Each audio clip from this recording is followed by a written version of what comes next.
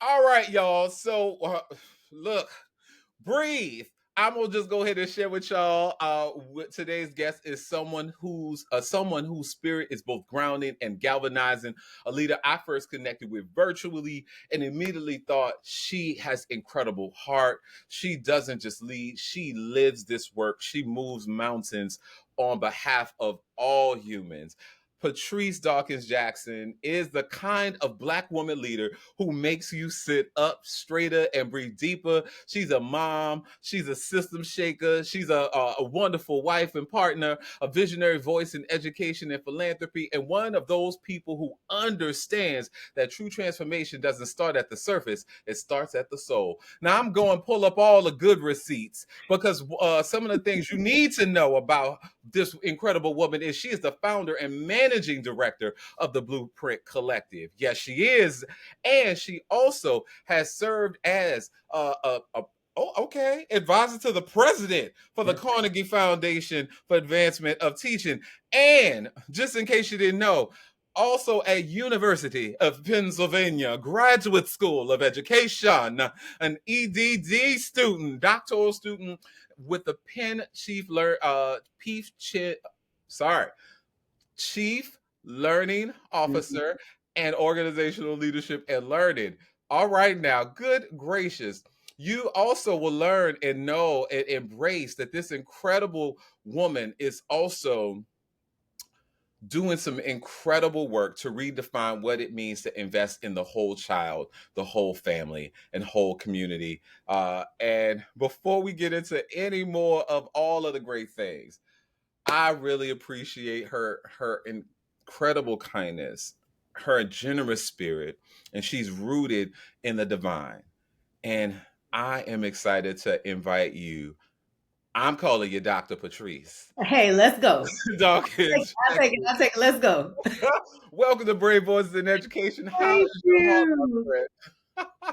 Thank you so much. Thank you so much for having me on your podcast in your space and being able to just um impart what I know and I've learned on this journey with your audience. So thank you so much for the opportunity. Well, I like how could I not? Like you are a beacon of light for this world. And so I'm curious, like what is part of your joy collective right now? Like how are you living in joy? So how I'm living in joy is that I am very much so grounded in my faith. I am calling this like surrender season. Okay. That's where I'm at. So Okay. because of that, because I'm in that place of like surrender, it's just giving me a lot of peace and relief. It's not like I feel like I have to carry everything on my own. Mhm. And so very much so guided by my faith, and that's definitely bringing me a lot of joy. And then also another thing that's really grounding me in my joy is just my family, like watching our boys. I call them my joy on legs growing up and seeing how they're evolving and changing Mhm. and really embracing this journey that I'm on with my business. So my consulting firm, as well as I'm launching a podcast too. And so it's really been exciting to see what's like, one step ahead. So that definitely brings me a lot of joy. Yes, yes. Well, I for those who there may be some folks, just a couple who probably may not know who you are, may not have been in your universe, but some of the things that folk I know that I've been inspired by is you really do put yourself before us as a master teacher where we can learn from you. It's never like perfectly curated. It's Mhm. never that you are only putting out these luxury shots of who you are as the world. You show us that you are continuing to grow as an imperfectly perfect human being That's who right. has an incredible deep faith, as you name, that you also have had quite the wellness journey. And you censor a lot. Like I could see the intersections of that. And so I'm just curious for you, what made you decide to actually be a beacon in this way to kind of share a little bit more about your journey publicly?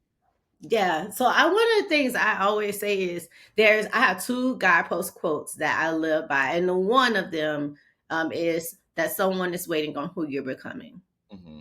And because of that, it's like it doesn't make sense to have pretense and not to be transparent, Yeah. because everything that I'm learning is not just for myself, or what I'm experiencing is not just for myself, it's for other people that are coming behind me. So it's like, why wouldn't I just be honest? And like so much of what we see, as far as like social media platforms and things like that, or other people's platforms at times, is so superficial and so heavily curated Yeah. that people really crave realness. And Yes. I understand that. I understand that, you know, that no one wants pretense. People can smell a fake from 1,000 miles away. And Absolutely. so I want to make sure that I'm showing up as my authentic self, being really transparent about my journey every step of the way, and letting, and so it can be encouragement to others that, you know, we're all a work in progress. My Mm-hmm. other guidepost quote is that I'm learning all the time. My tombstone will be my diploma. And Mm. I know that like every step of the way, you know, I'm just moving towards that. Mm. You're down south. And it's an interesting, you know, you were down there in Georgia. I am. I am. One of my favorite places. I really thought that at some point I would have a nice little spot in Stone Mountain, because there was this one 5-bedroom home that I loved that was Mhm. right up there. And I also thought like I might be closer to Designing Women, like all the ladies of Designing Women. That was my show.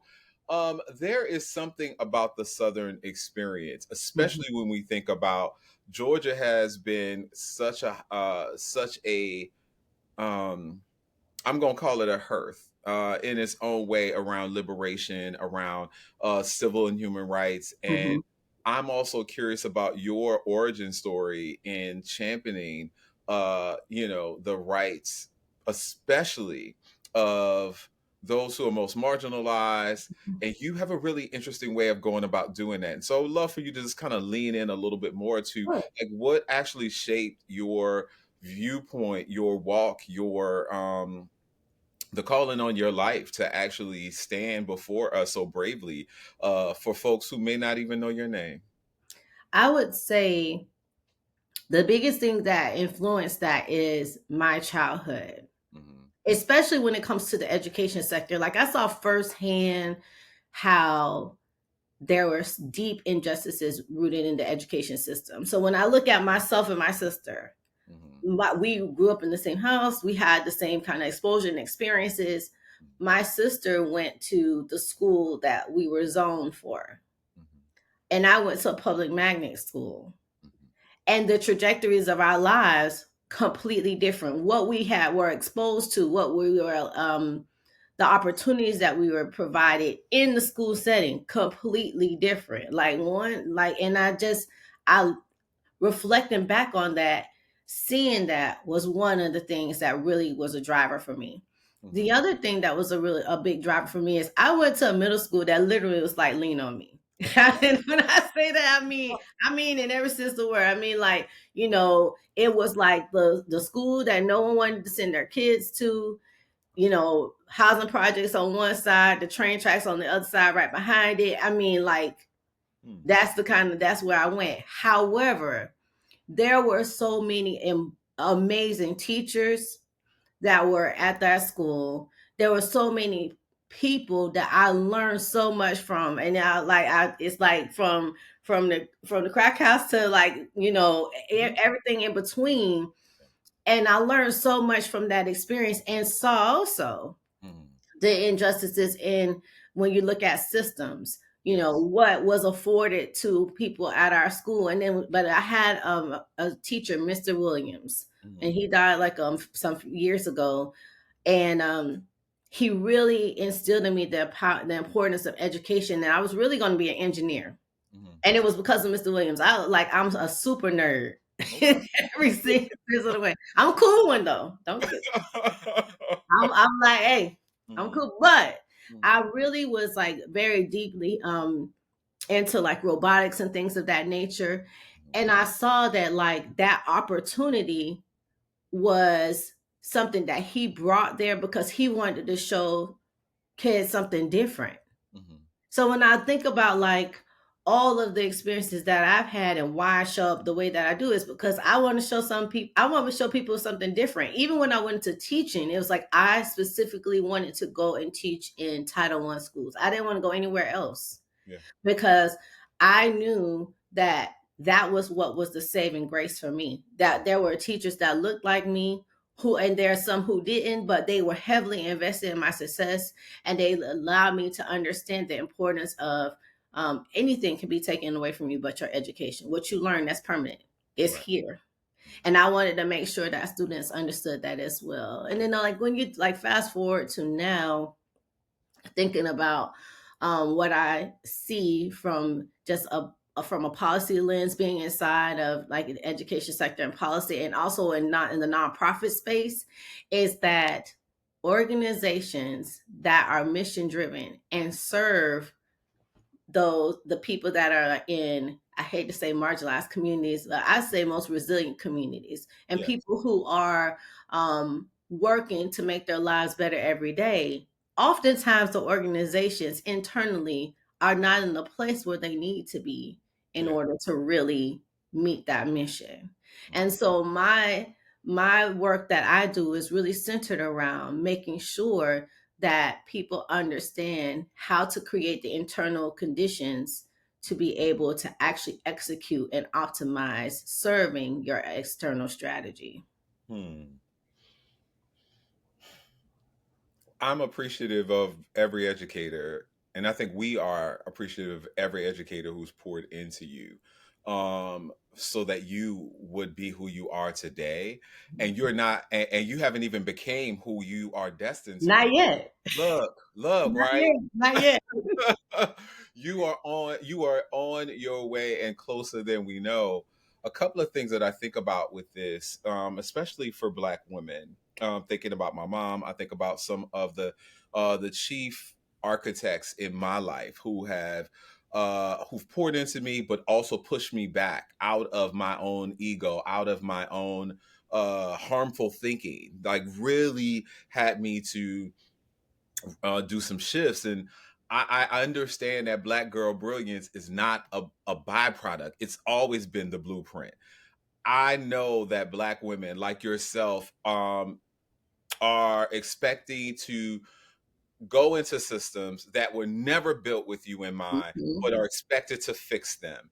And so I would love to just lean in a little bit more about, this systems level work that you've been able to do. And you've been able to work in some of the most lauded and noted organizations in our country that really are having the conversations, are shifting mindsets, are trying to dismantle some of the harmful systems that have impacted you, but also have inspired you to be who you are.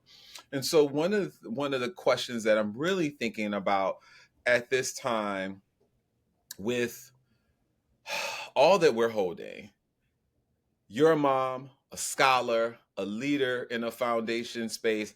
But before titles, it was always the truth. What did little Patrice believe about education? Mm. And how has that belief shifted now that you're shaping it? So little Patrice believed that I could not be mediocre. Hmm. That's number one. And that was definitely driven by a family full of Black women who Mm, also were teachers. My elementary school that I went to, my aunt Bet, my cousin Eleanor, mm. um, a distant cousin, Miss Bullard.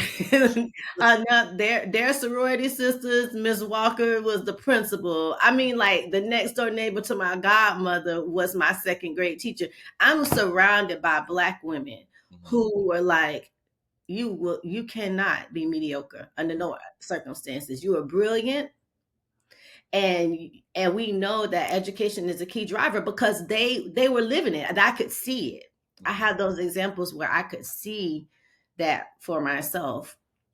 And the other thing that I told myself about what I would say little Patrice would say about education then was that it was 100% okay to be a nerd. Yes. 1000%. Like I never shied away from being an avid learner and celebrating like every step of the way of my like my intelligence into all those things. Like it never was something that I was ashamed of Hmm. ever. Hmm. And I remember distinctly that when I was in middle school, I had some friends, and they would be considered by people looking on the outside would be like, they would like the bad girls. And I Yeah. remember that my friends were like, no, don't bring that around her. Like they would tell people that, like, no, Yeah. that's not how she moves. Hmm. And so I really believe that little Patrice would definitely say that understanding the need to like really strive for excellence and be the absolute best that I can be, and not to dim my light Hmm. when it came to my education and my ability in that area. Hmm. I think it's powerful to know you have an incredible lineage of Black women. I think there's a particular piece of art. I'm believe the artist is Wack that has this like this tree of Black women, and it like the center is this little young girl, and then you then have like a mom figure, sisters, aunties, and then grandmother who all form this tree, and it's so powerful. And I hold that dear. A good friend of mine in New York has this painting in his home, and I think about just this country. This country was built on the backs of Black women. Yet we find that you all continue not only to persevere, you do it with an incredible smile. I know that it's not easy. I know at times it can feel exhaustive, especially in pockets and places where they don't want to recognize your genius. They don't want to always honor the integrity that you hold, and that there are many times barriers that are placed before you in order for you to not be successful. But you have not allowed any of that to dim your journey ahead. And so I'm curious with you as well as many of the Black women who you are in community with every day. I understand that you are driven by equity, and I also know that there's a cultural clarity. And I when I use the word cultural, I'm using that much more broadly than people just thinking that this is just about race. Mhm. I think that we have to really stretch ourselves to think that equity work and culture work and diversity, like this DEI, is bigger and greater than just race. But we seem to Mhm. center it on this because we want to lean into anti-blackness. But I'm curious, how has being a Black woman in rooms that were not always designed for you shaped the way you build, listen, and lead? Oh man, I would say it has given me a great. I have a lot of empathy. Hmm. A lot of empathy. I really try, and I try to make sure that I'm thinking about every circumstance Hmm. from the other person's perspective. I Hmm. try to gain that. And it's because of like me, like my background in design thinking and like really in human centered design, and making sure that you really are like, are you putting yourself in the other person's shoes? Hmm. So I would say that's one of the things that I've really tried to hone in on, is making sure that I'm really deeply understanding where that person is coming from. Hmm.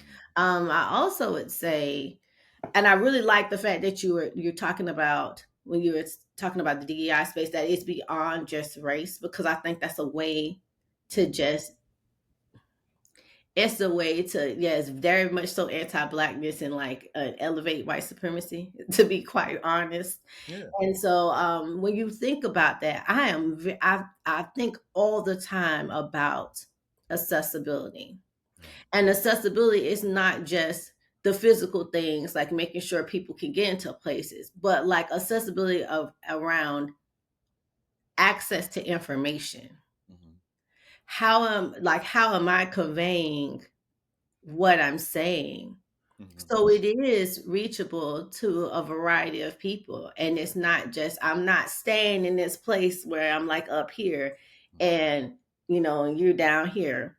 Yeah. That makes absolutely no sense. So I think about even those terms in a completely different way and broaden the definition of that when you think about like diversity, equity, and inclusion. Mhm. Thinking about accessibility, think about what does inclusivity really look like, because it's not just, what we think that Mhm. it should be, but like more than just who's at the table Mhm. and whose perspective is shared, but more so along the lines of, are we thinking about generationally, Yeah. like thinking about inclusivity from that perspective? What are the needs of different people when we're thinking about inclusivity and things of that nature? So I try to make sure that I'm bringing that lens Mhm. and really being curious. Yeah. So it's like, when you're saying that you're in a place where people are like, you might be the only, Yeah. or, you may not necessarily be um, celebrating that space. I started to get really curious about like what's behind that. Yeah. One of the things that I have definitely learned and has helped me navigate those spaces Mhm. is to really say to myself, this is not about you. Mhm. Like how this person is showing up right now is Mhm. not about you. There's something behind that. So it helps you not take it personal Yeah. and continue to persevere.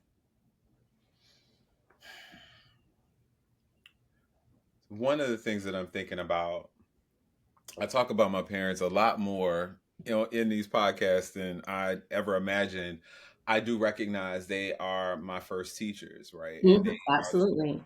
who shape the lens. They made decisions on who was going to be an influence in my life.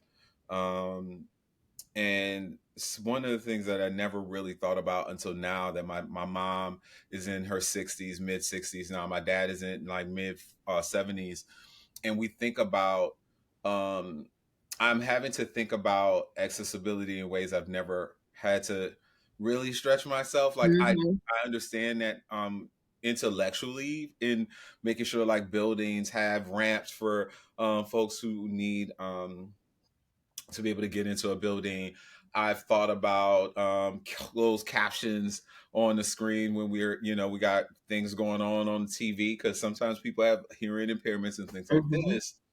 But I also think about, well, what, even if your organization doesn't automatically present with these needs are present, like there's someone who is named, like I have this need, that we prepare the spaces for when that person or those people arrive. Like we get our ecosystems ready, so when that person, those people see it, they're ready. Like, oh my gosh, I didn't know y'all had the table set for me. You Mhm. knew I was coming. It's like, yes, this is why, it's we have braille here, or we're thinking about making sure from a language perspective that we have multiple opportunities and ways to exchange, or that we have these spaces for meditation, or if you have you have a particular faith, that you have this space that's dedicated just for you to have a breather and more. And so I'm curious, you are creating quite the table with the Blueprint Collective. Mhm. I'm would love to have you share a little bit more about like what's that origin story and why now of Oh, so I will say that, and I'm looking at it. I have like a vision board up above my computer, Mhm. and it's been on my wall. And one day, as when I was working in my previous context, I just was like, okay, jot it down on a post-it, literally on a post-it. That's right here, and it just said the blueprint. Mhm. And it was like, what are the things that I would do? Mhm. Because in a perfect world, if I had control to be able to really impact organizations, what would I do? And I was like, I would definitely invest heavily in working with executive teams Mhm. and making sure that they understand that they actually need to be a team. Mhm. Because they are like, I have this analogy. I used to teach gifted, so so I had to teach analogies to Mhm. my students, and I would say all the time, an executive team is Mhm. like the nucleus of an organization.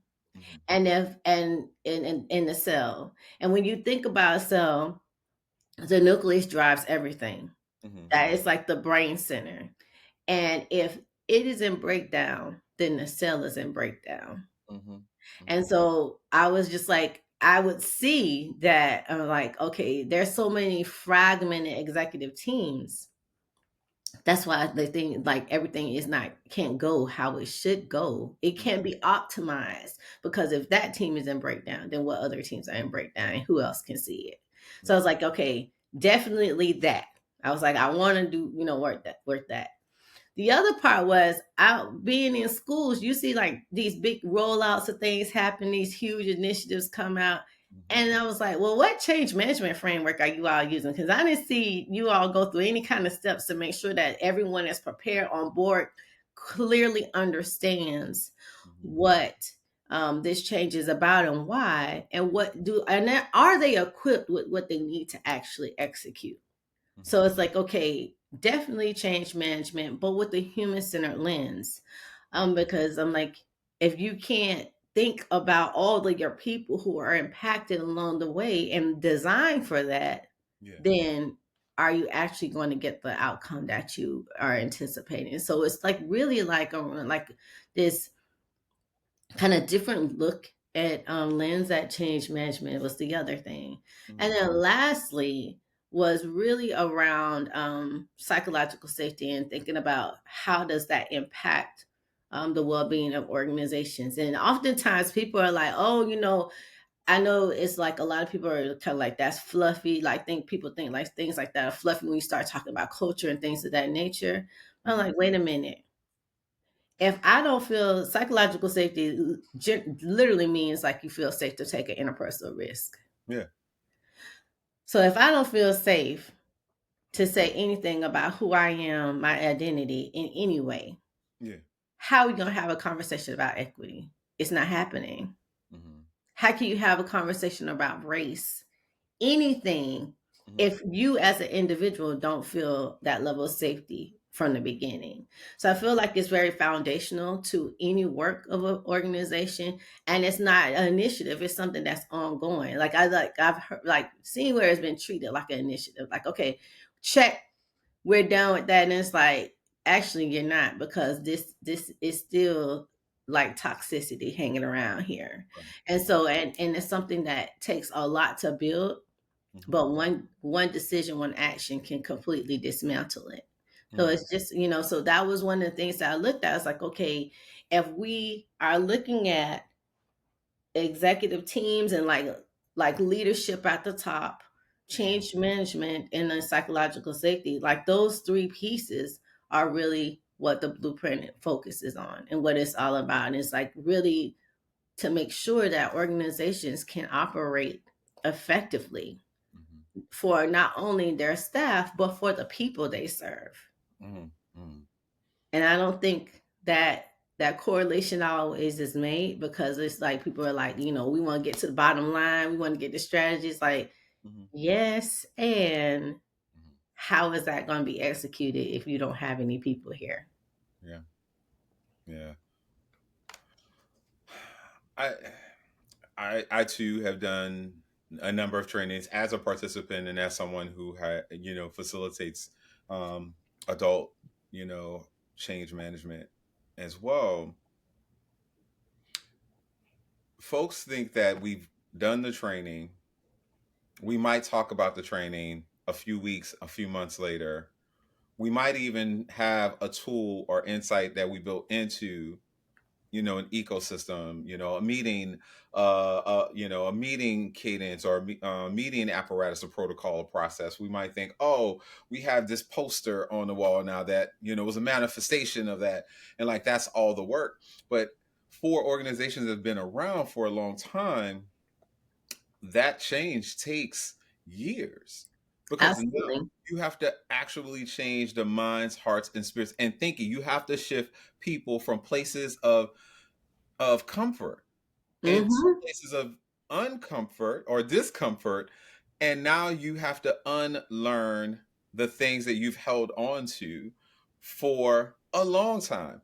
And so what it's always fascinating to me that people will invest in these quick, you know, anecdotes, these anecdotes to like, here we got this training, okay, we did it. Oh, I got the certification on LinkedIn. I'm ready. I'm prepared. It's like, no, no, no, no, no, no. Oh no.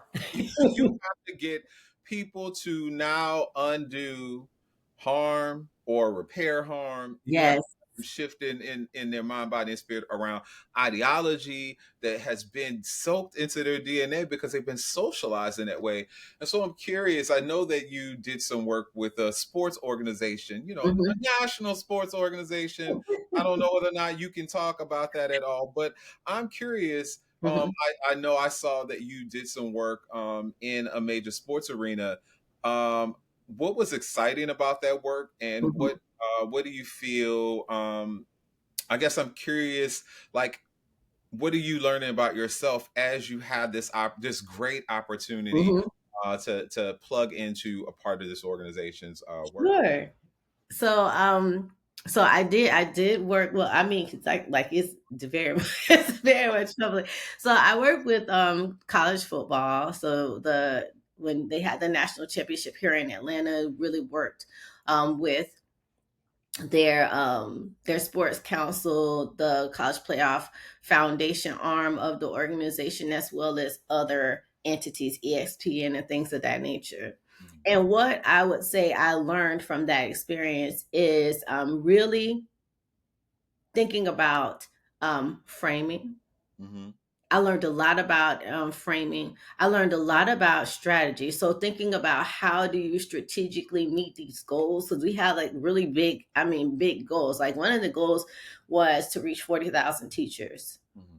before the national championship, which we surpassed that goal. We were able to surpass that goal well before the national championship took place. And so, thinking about like, how do you engage people? How do you make sure that people feel seen? I mean, there were times that I would have conversations where it was just like, I think this perspective is missing Mm-hmm. and here's why. But I had to really be thoughtful about how to be able to share that information. Mm-hmm. And so I would say that was another thing too that goes back to the framing, but also goes back to strategic communication. A Mm-hmm. lot of the work that I was doing was around strategic communication, engagement, um, really building relationships, like the power of having strong relationships and the ability to build relationships was like key to me being able to do that work and do it really effectively. And the one of the things that I wanted to highlight, and it goes back to what I was sharing about my work with my firm, Mm-hmm. is understanding resistance. Mm-hmm. So, like being able to really not just back away from resistance as leader, but more so, how do you lean into resistance to learn what's happening there? Mm-hmm. And that was really helpful in that context when you're thinking about working with different high profile people who may have like their specific agendas. You're like, okay, so what do I need to learn about, what the pushback or things of that nature. And so it was an amazing experience, absolutely amazing. I totally wish I could do it again, but it's moving to another city. But I loved it so much because I grew a lot personally and professionally.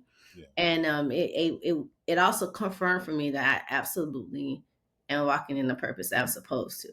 And Mm-hmm. so that like it's kind of like the thing that kind of um helped me sit and really settle and ground myself in like, what actually are you doing? Like, this is what you should be doing, not what you were, pursuing previously. Yeah.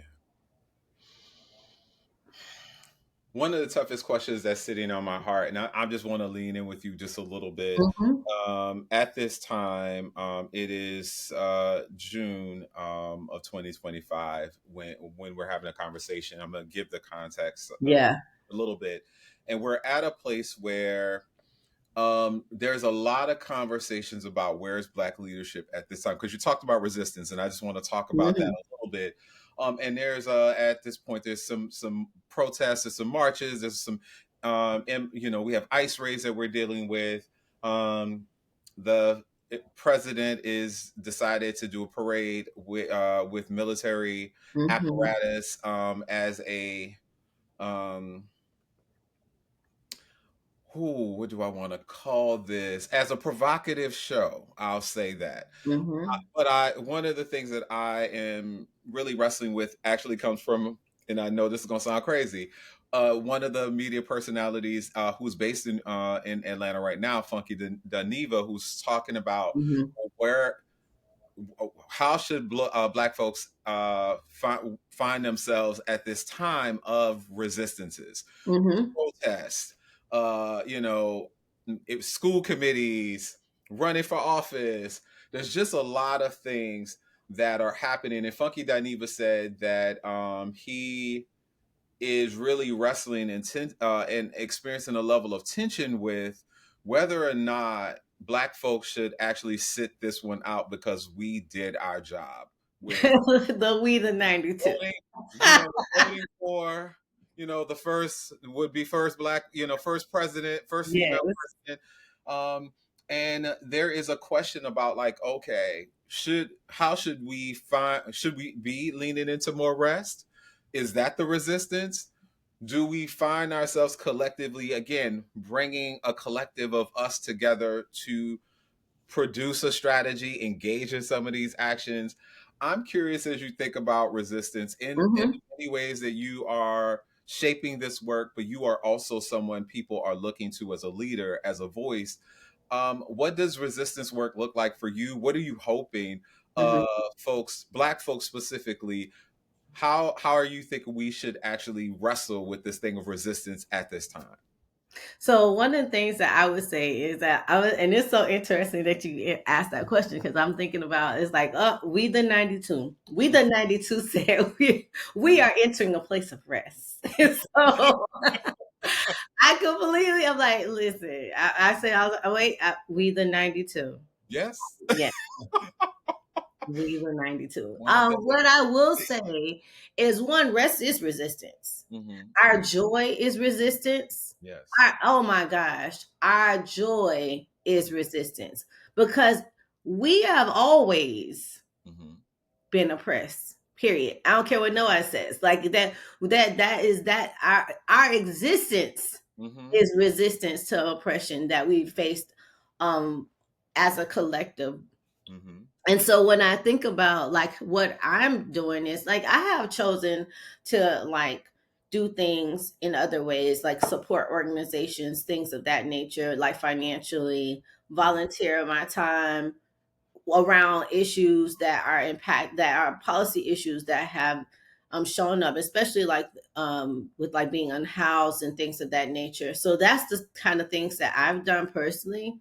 Yes. um and then at the same time, because they're like we've heavily invested our time, energy, resources, our bodies Hmm. in a lot of ways for this country, Hmm. that I'm like, in some respects, I'm going to gracefully bow out. That's this one. Like really maintain a place of rest, really maintain a place of building, like building collaboratively and together, because what we've seen over and over again is that when we build together, that's where that's a form of resistance. We are not going to just sit by the wayside and not work to build for ourselves. And that is one of the things that I am wholeheartedly participating in, Yeah. is making sure that I'm contributing to helping us build Hmm. who we are. Because for so long, Hmm. that has not been the case. Yeah. And we see that there are so many systemic things that are trying to fight against that. And so it's like, because we can see those things that are trying to come against us, it's spurring more energy towards Hmm. building for ourselves. And I'm here for that. Yes. Yes. You made me sit there and think. I had to go back and look at my devotional. So I was like, "Where's one of the devotionals?" Strangely enough, was about rest. It says, "Rest is the righteous rebellion." That is the title of the devotional. Absolutely. comes from Matthew 11:28. Come to me, who all of you who are weary and burdened, and I will give you rest. And that was the word. It says rest is holy. Like the takeaway. It is.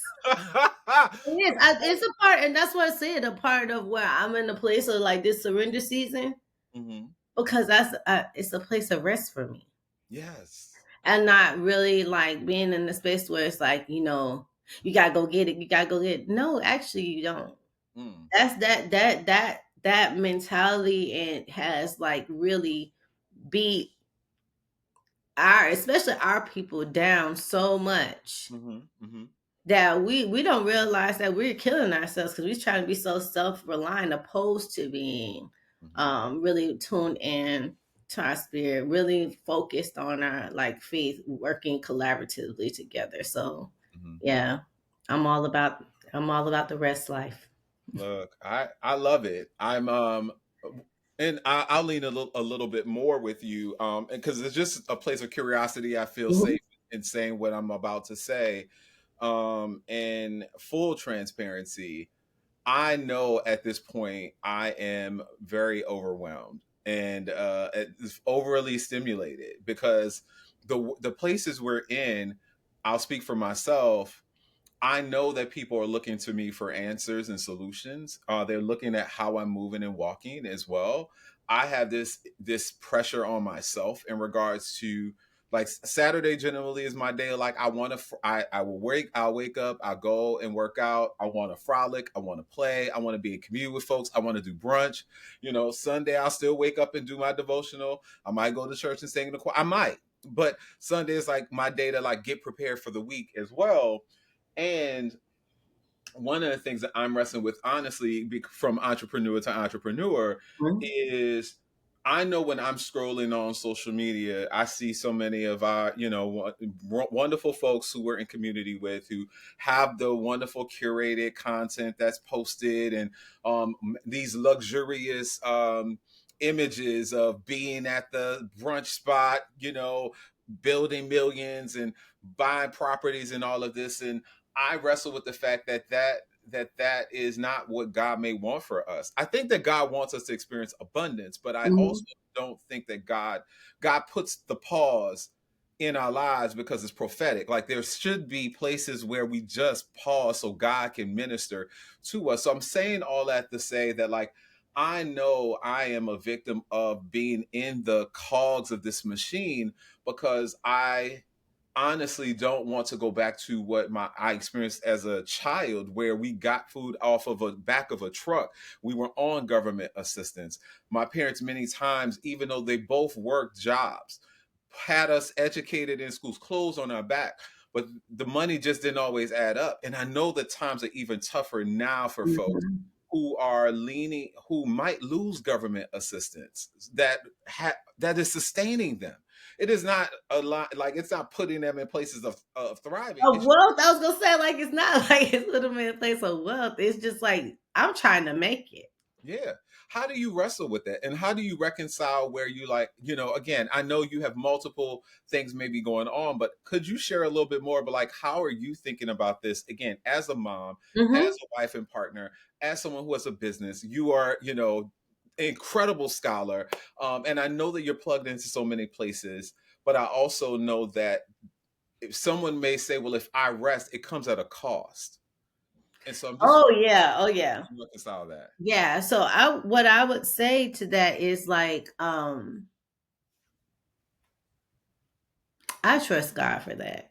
Mm, And that's like, well, that's the place where I am. It's like I'm like that whole like rise and grind, all that. I'm like, no, I'm not gonna rise and grind. I'm not gonna do that, because then I am just depending on myself mhm, to accomplish the God dream that I have. mhm. It's like my little sign back there Yes. that I have.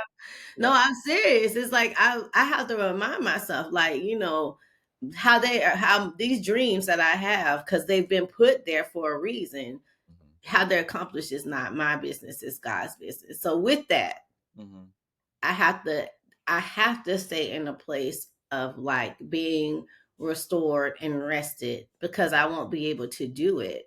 I think about one of the pastors that I watch all the time and listen to, I like he takes 2 months off every year Mhm. just to like step away, to really like focus on his family, to focus on his marriage, to really consecrate himself and all those kind of things. And it's like, why wouldn't you? That's like that you're supposed to do that. And like most people are like, oh no, I can't do that. It's like, yes, you can. And I hear people all the time because like one of the people who is like one of my favorite people is Fawn Weaver. I love Fawn. And Mhm. like, she's like Yeah. she's been really cool as far as like me learning from her and think in different ways. And so but one of the things that she talked about in this mastermind that I went to that she had at Morehouse was that she always keeps the Sabbath. She does not work Mhm. at all. And she's been like this since she started her journey. So this is not just like when she got billions. This is like she's always been this way, that she does not, she keeps the Sabbath. Like there's one day that she does not do anything. She won't fly for work. She won't do a speaking and she won't do anything Mhm. because she understands the power of rest. Mm. And so I know that, people may say like it comes at a cost, but I think it's one of those things that you pay now, you pay later. Mm. Mm-mm.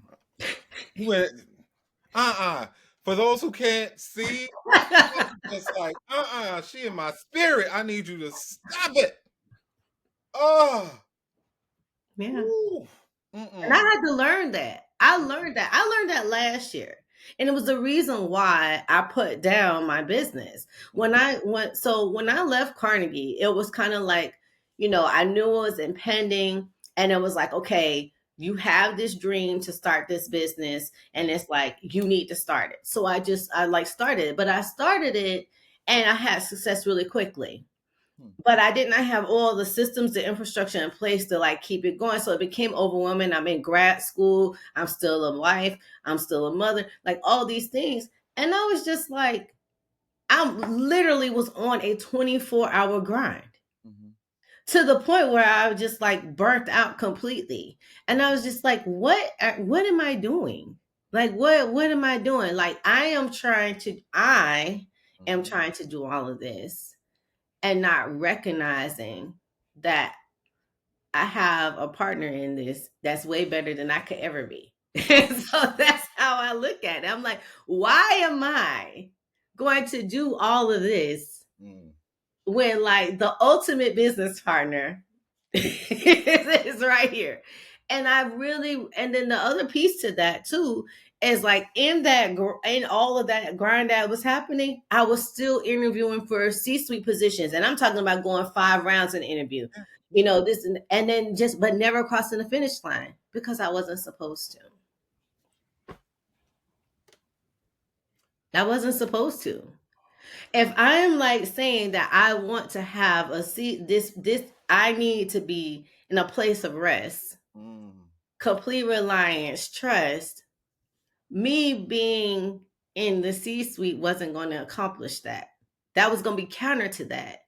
Versus, Mhm. I'm like, okay, me working my firm, Mhm. I have margin for that. And Mhm. that's one of the things that like the pastor that I listened to is Pastor Mike Ty. And he talked about like having margin. And Yeah. he's like, I was doing all this stuff. It's like rise and grind, like all about that life. But he was like, it did not give me margin for what God actually wanted me to do. So when I didn't have the space, I couldn't do it. And I'm like, if I was in any of those positions, yes, I would be utilizing my skills. Yes, I'll be able to like really have impact and use my gifts and expertise and talent. But would I have rest? Mm. Would I really be able to be in a place where I can be restored and operate at my optimal potential? Would I actually be really walking in my purpose? And it's like, no. That's why I wanted you to see you have the skills. You got the skills. Mm. They're there, but that's not for you. And so I understand how it can feel very counterproductive and Mhm. counterintuitive to someone who is like, I don't have time to rest. Mhm. But Mhm. it's like, yeah, you actually do, because if you don't do it now, Mhm. you will do it later, and it'll look like a hospital bed, Hmm. or it'll look like that. It'll look like, that. It'll look like, you're not being here anymore. I'd rather do it Yeah. now and make the sacrifice now to stay in this place versus that be the outcome later. Mm. Mm-mm. I don't. I got the old like grandma church rock like from side to side. My spirit is stirred, and I didn't anticipate this was going to happen, but you got me stirred up, and I'm just like, oh, that is just the layers of that. The I think the one of the biggest pieces that you say is like, well, who is my greatest business partner? Hmm. And is it well with my business partner on high to do this walk, to have this journey, to Hmm. move in this way that will always ensure I'm okay? Because if I'm aligned to what God wants in all of her wisdom, in my opinion, that's how she shows up. Hmm. um, that we will be blessed beyond measure. Every time. Every time. I like that when I made the post that I made on like across my platforms. Mm-hmm. Like that was like the I first of all, I don't mind being transparent, but I was like, that was a very vulnerable Mm-hmm. and transparent Mm-hmm. post. And it was that I'm like, and it did come initially out of frustration of like, I've been at this for 18 months, Mm-hmm. looking for positions, interviewing, get to the final, get to the second round, get to the fifth round, get to the fourth round. And it's just like, what? And I was working with my mentor being coached by VP. They're like, I don't understand, because like I would hire you in a second. Like, I don't understand it. Like, your references, you can't buy references like this. Mm-hmm. But nothing was happening.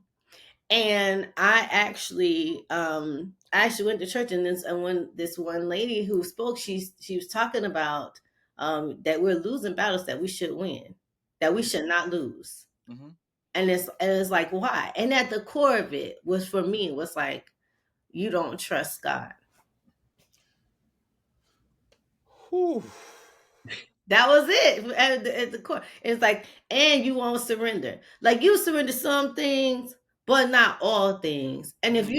if you surrender this, watch me work. And it was crazy because like I was, interviewing for all these jobs. I'm in the running for a chief position, Mhm. but I had gotten like the biggest contract I've ever secured by myself. Mhm. Not like in partnership with another firm or anything. Like, they were like, we want you to Mhm. come work, do your work here. And Mhm. I was like, okay, so if I can get this Mhm. by myself and still have the level of like freedom and rest that I have, Mhm. Mhm. why would I dedicate 40, 50 plus Yes. hours, like, and I'm not going to, like, it's not sunshines and roses, like getting to that place, like, getting to the place of where you can secure contracts and things like that. There is work. I mean, like, I'm going to California next week to like really invest in like making sure I have really good systems, Yeah. that I know how to do different things to really help move and scale my business. So it takes work. Mhm. And Mhm. so, but that's the work I'm supposed to be doing. It wasn't supposed to be in the C suites for someone else's organization. I'm supposed to be working with the C suite of that organization, but not Mhm. sitting in it. Mm.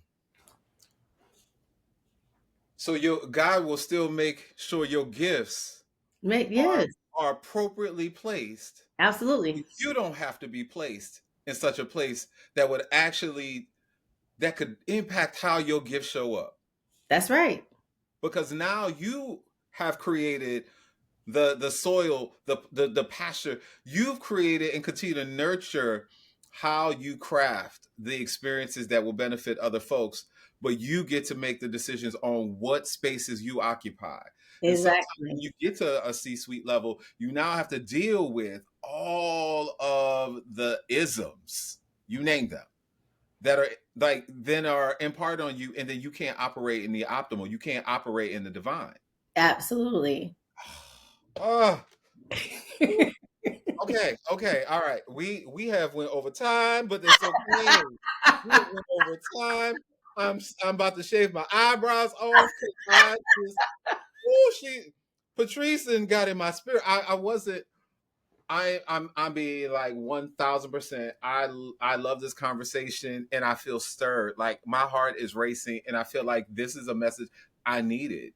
And we didn't even talk about this. We Like didn't even talk about it. We didn't even talk about it at all. Like not one day, not even one moment prior to this time right now. mm-hmm. But I'm like, oh God, I am operating without my partner in crime. Because we get into like, I'm just doing this thing. I'm trying to take, these are all Mhm. things I'm supposed to do. But I've not said, okay, God, I'm gonna just go ahead and pause and sit with you. Like, okay, let me just sit. I'm gonna burn some incense and some candles. It might be some wine. I mean, because that's just me or bourbon. Mhm. But let me sit with you and see what it is that how you want to use me and move me, and that I also understand when I take rest, it is okay because you have already made provision before me. I don't know what it is. I don't know what it's going to look like, but we will be okay. We will be okay. And Mm, like and with that, it's like, it's okay. And like when I say like I'm really in it, like it's okay to like reset, mhm, do what you need to do in order to really fulfill like what's coming forward for you. And I mean, I've like had to make some really hard decisions around that, but I'm like at the end of the day, mhm, I know that the decision I'm making now mhm. is going to pay off in dividends later. Yes. And instead of being in a place of like where you're drowning, it's like one thing I can tell you is Mhm, that in my previous context, I knew I should have left. And mhm, I was trying to like make moves to be able to do that. I just hadn't secured anything. mhm, And so then when it was time for me to go, mhm, one of the things that I was offered something else mhm, that wasn't like the work that I had been doing. And I remember telling the president, he told the whole staff, I told him, I was like, I would not shrink another day in this organization. mm, mhm. And I feel like when I said no to Mhm. that, God said yes to me. Okay. And that is why I had to like, I had to push past like me being overwhelmed and all that kind of stuff. Cause it was like, yeah, you said yes. You said no to that. And I said yes to you, Mhm. but you didn't say yes to me. Mm. And that's what it was. Like yeah, he's like, I'm saying yes to you because yeah, this is what you're supposed to be doing, but you also have to say yes to me and Mhm. like let it go. Mm. Okay. Okay. Okay.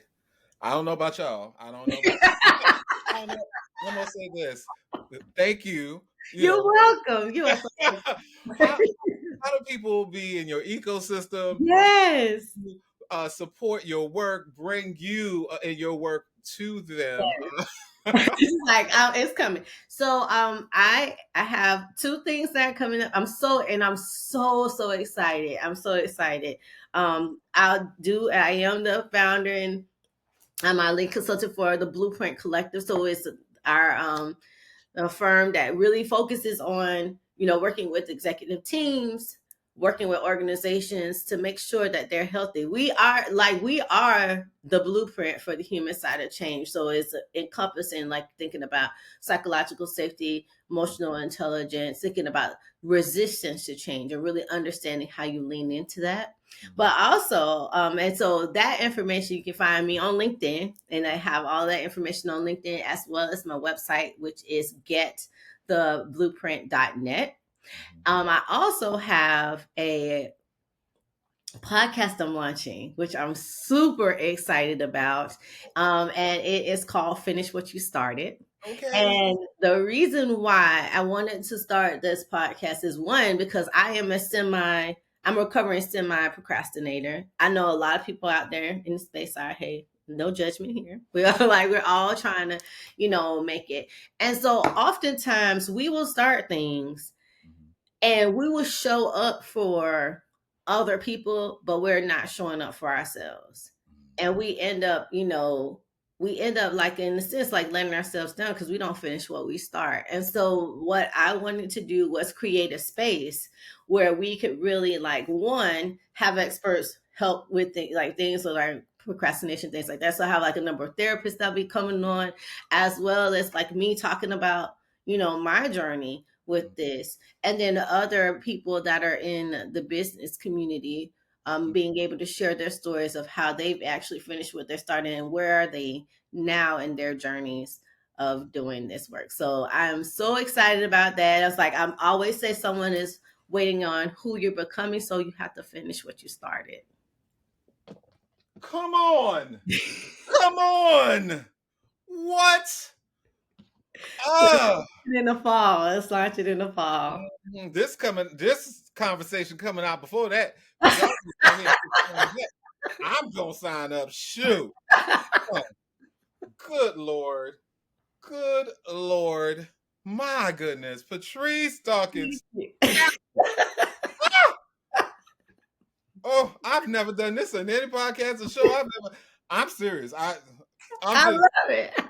oh God. I Okay. love it. I love We didn't even get to the game. We'll get to the game at another time. This Okay, listen, I would love for you to definitely be a guest on mine, but I would love anytime to come back anytime. Um, because like there is a lot going on in the world, and at the same time, we can still be extremely hopeful yeah, because we're like, just putting one foot in front of the other. because God's still at work. Yep. God's still at And work. it just and you gotta rest. That Hello. that that grind, Yes. let it go. Huh. Go put it down. All right. I hear you. I hear God speaking. Okay. Okay. All right, y'all. Oh, good Lord.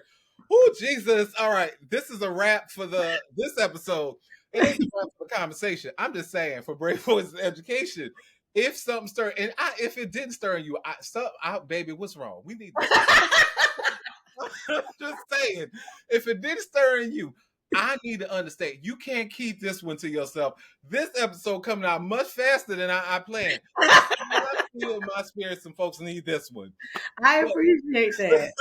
Share this with your village, your team, your brave ones. Come be a part of the movement at bravevoicespod.com, where healing meets hustle and testimony turns into transformation.